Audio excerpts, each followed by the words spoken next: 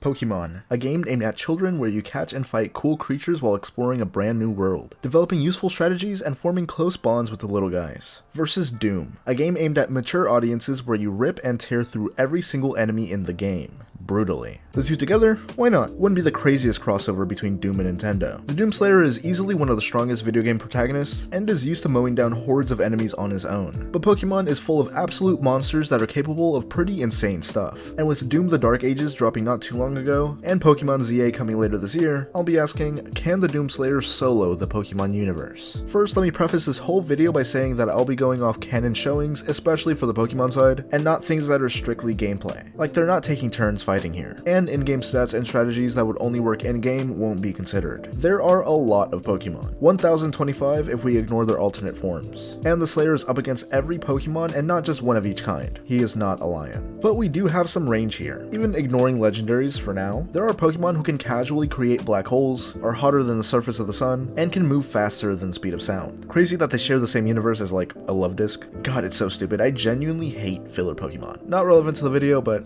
thought I should get it out there. Non-legendaries like Tyranitar are already powerful enough to shatter mountains and bury rivers with just one hand, and we see that Pokemon like Greninja are fast enough to avoid light-based attacks. So through some funky scaling, we can get a surprising amount of Pokemon to FTL movement speed or reaction speed at the very least, with their attack potency and durability getting up to island level. But even the most unassuming Pokemon can pack a punch with their moves. A tiny Pachirisu can repeatedly summon powerful bolts of lightning from the sky, while having the speed to avoid the same attacks. Dragon-type Pokemon like Garchomp can summon meteors from the sky to rain down on their opponents, while many Pokemon can control or straight up change the weather to benefit themselves. Sandstorms, hailstorms, harsh sunlight, rain, hurricanes, thunderstorms, etc. Also, the Doomslayer shouldn't be assigned to typing and therefore shouldn't be particularly weak or resistant to certain types of moves. Again, he isn't a Pokemon himself, so like lightning, fire, water, or whatever should damage him as much as they normally would. Anyways, there are dozens of Steel-type Pokemon who are quite literally made out of steel, and should be as durable as the metal, if not more so. From a foot-long Durant to a 30-foot Steelix. Tons of Fire-type Pokemon like Magcargo with moves or statements that say they can burn at temperatures hotter than the sun. Ghost-types who are completely unaffected by physical attacks and can possess others. Psychic-types who can control the minds of others, and Water-types can squirt water at him or something. Not to mention status effects that can put the target to sleep, paralyze them, freeze them, or burn them over time. Moves that never miss like Swift, and I should mention one-shot moves like Sheer Cold or Fissure. They're extremely inaccurate, but they do instantly knock out the target when they do land. This is gameplay, and we don't know if this is a blatant fuck you I win move, or if an opponent powerful enough can still power through it. I'd argue for the latter because no limit fallacies are lame, and I highly doubt an extremely lucky Abomasnow armed to the teeth with ethers are soloing all of fiction. But even the weaker Pokemon should have some way of dealing heavy damage, or landing a move with a status effect. The move Magnitude, which can cause a Magnitude 10 earthquake to destroy everything around. These Pokemon are casually creating earthquakes on command that are more powerful than any earthquake ever recorded, the strongest of which was a Magnitude 9.5. And even if they don't have FTL movement speed, they should have a few light-based attacks like Solar Beam and Hyper Beam, putting their combat and reaction speeds comfortably in the relativistic to light speed ranges. Now forget everything I just said because none of it matters. The Doomslayer's powers come from God himself, or Satan, or the Dark Lord, or Davith. He was already a powerful individual, but after being placed in the Divinity Machine, which was infused with the power of God, he became a being with godlike power. But before we get to his ridiculous scaling, let's skim through the many weapons in his arsenal. We won't be going over each specific weapon because there's just way too many, and they kind of become redundant since a good portion of them serve a similar purpose. He has what you'd probably already imagine, so ARs, snipers, shotguns, rocket launchers, chainsaws, and even energy-based weapons. One of his most powerful weapons is the BFG, or as it's affectionately called, the Big Fucking Gun. It's a powerful weapon that pretty much annihilates anything hit with it. And as for armor, he has a Praetor suit, which is said to be impervious to any kind of damage, just straight up invulnerability. It can also scan the area, the enemies, track down targets. The suit can also absorb Argent Energy, which is stated to be hotter than theoretical limits. Not accounting for theoretical limits of our own universe, or the fact that Doom's universe is much more technologically advanced than our own, and should therefore have encountered something much harder than anything in our universe, like, you know,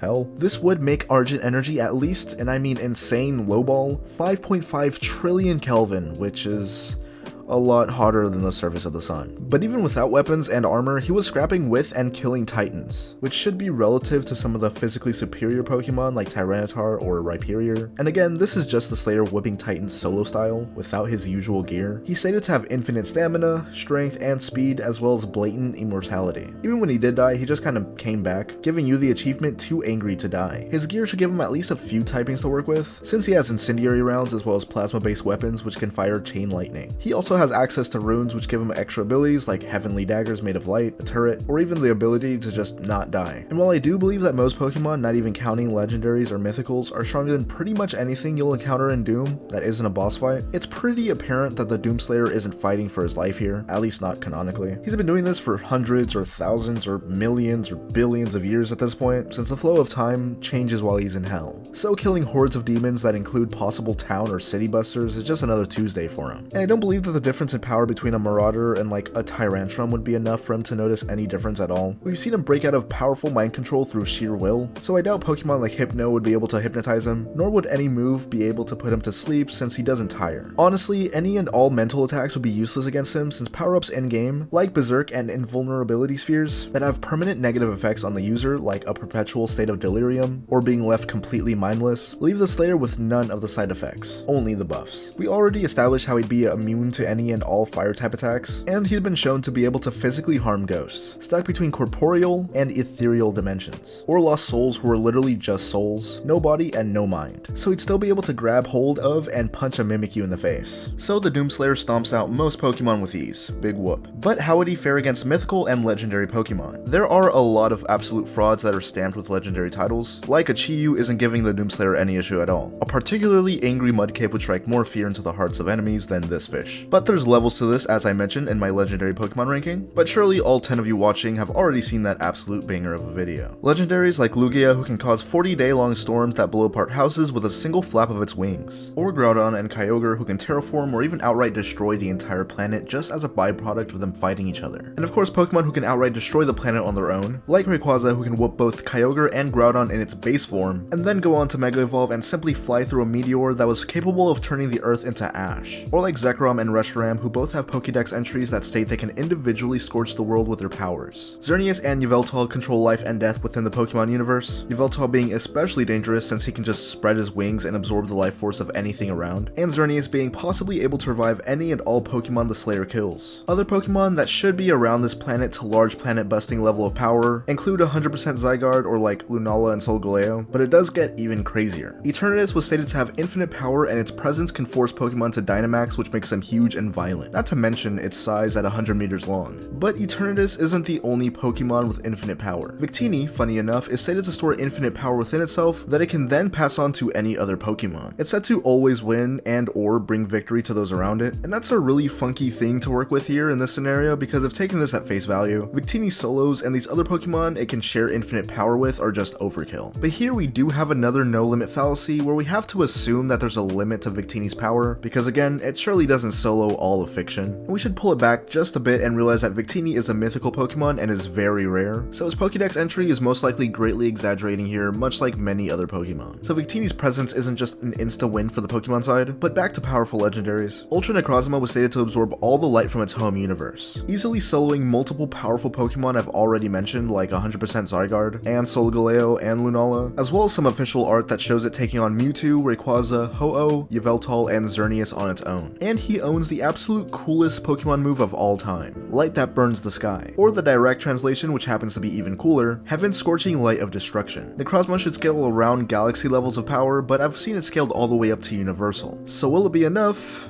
Well, probably not. Like I said earlier, the Doomslayer is said to have infinite strength, speed, and durability. And of course this could be an exaggeration, but he has the feats to back it up. He can travel through all 9 circles of hell, each being infinite in size, as well as keep up with a Seraphim who can fly through all of creation, flying straight through all of existence, all of time and space, which includes multiple universes or even multiple multiverses. Faster than light would be an understatement. Putting the Slayer's speed at immeasurable would be much more accurate. He fought and easily defeated the Icon of Sin, whose presence alone was warping time and space. space, and prolonged exposure to our dimension would destroy it. The icon was also capable of creating a black hole powerful enough to swallow up the entire universe and bring it down to hell. The Doomslayer was able to kill the Icon of Sin with the use of the Crucible, which can stop the resurrection of any enemy as long as the blade remains embedded in them. I should also add that the Robo Seraphim guy said that he wouldn't be able to kill the Doomslayer even when he had the Crucible himself, implying that the Slayer can straight up ignore insta-kill abilities. So Perish Song isn't an option here either. But that only leaves us with a few Pokemon who can possibly stand up to the Slayer: the Creation Trio and God himself, Arceus. Palkia and Dialga act as gods of space and time respectively. By simply arriving in our universe, they can disrupt space and time and even destroy the universe just by existing. Huh,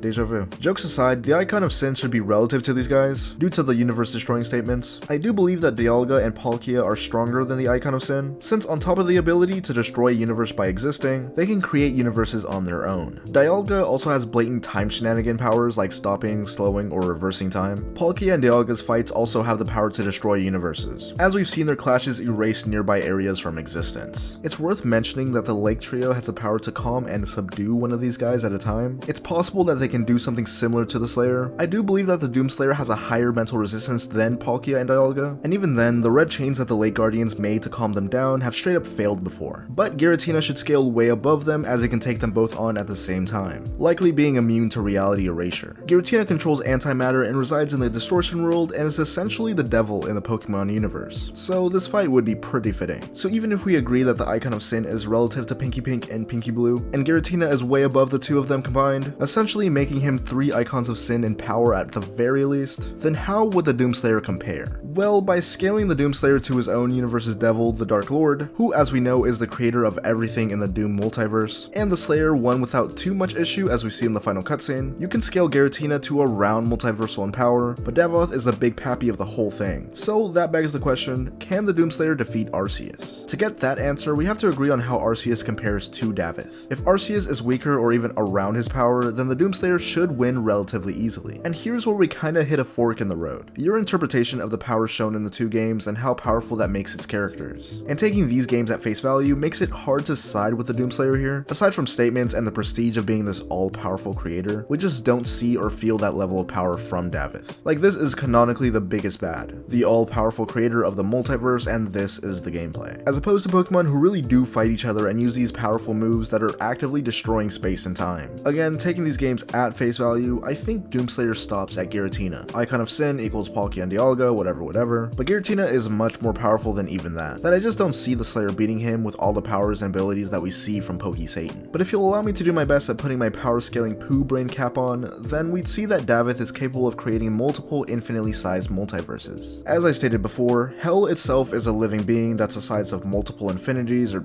some shit, I don't even know. Davith is omnipresent and omniscient and created beings like the Makers who are capable of just knowing everything, all possible futures and possibilities and whatnot. Arceus, as we typically see him in-game, is simply an avatar, not his true form. And honestly, he has the same abilities as Davith, creating an infinite multiverse from nothing, but he is stated to be able to straight up erase things from existence on command, and he is referred to as the god who transcends everything, or simply the heart. And it was 3 AM as I was scripting this, and it's like 3 AM right now as I'm saying this, so let me read you this thing I found. Arceus exists as a state beyond space and time in which the distinction between the two, and between all parts of material reality, does not exist, with them being abolished and unified as part of its singular consciousness, thus standing above all physical, spatio-temporal differentiation, whatever that means. I might have bit off more than I can chew here. The Pokemon multiverse is, again, infinite. We do know that every single game cartridge is its own universe, and presumably the anime and official media and whatnot all also exist in its own universe within the overarching Pokemon multiverse, all of which being mirrored in the Distortion realm where Giratina resides, which should be the size of the entire Pokemon multiverse again. All in all, I do believe that Arceus is more powerful than the Dark Lord. While Davith created everything, Arceus is everything. And we've never seen his true form in battle or face off with a threat that could possibly defeat him, but it's hard to scale the what-ifs when the Doomslayer defeated his all-powerful god with little difficulty, while Pokemon's all-powerful god, who is arguably even stronger, has never shown off the full extent of his powers. So what do you think? Can the Doomslayer defeat Arceus at full power and in turn solo the Pokemon universe? Or does he trip at the finish line and only solo like 99.9% of the verse? Or am I completely wrong and he gets one tap via stat stab knockoff from a random Sableye? Let me know down in the comments. Huge thanks to Nodoti for today's thumbnail. His Twitter's down in the description as per usual. Next video is similar to this one where I'll be asking if the janitor from Willy's Wonderland can solo the FNAF universe. Subscribe to see when that's out, and I'll see you guys later.